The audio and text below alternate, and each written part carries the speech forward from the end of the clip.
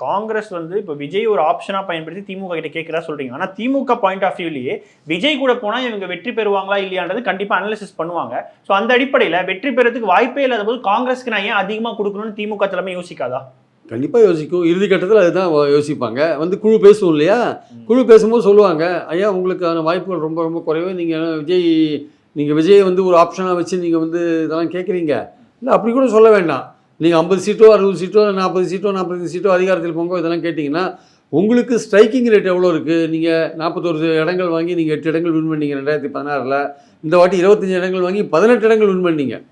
So அது எவ்வளோ பெரிய விஷயம். அது 25 இடங்கள் வாங்கி 18 இடங்கள் வின் பண்ணுறது பெரிய விஷயம். இதே ஸ்ட்ரைக்கிங் ரேட் உங்களுக்கு இருக்குமா விஜய்கிட்ட போனால்? கண்டிப்பாக இருக்கிறதுக்கான வாய்ப்புகள் இல்லை. ஸோ அதனால் வாய்ப்புகள் இல்லாத போது நீங்கள் வந்து யோசிச்சுக்கோங்க தான் சொல்லுவாங்க. அவங்க ஒரு கணக்கு வச்சுருப்பாங்கல்ல, அந்த கணக்குப்படி தான் அவங்க கொடுப்பாங்க.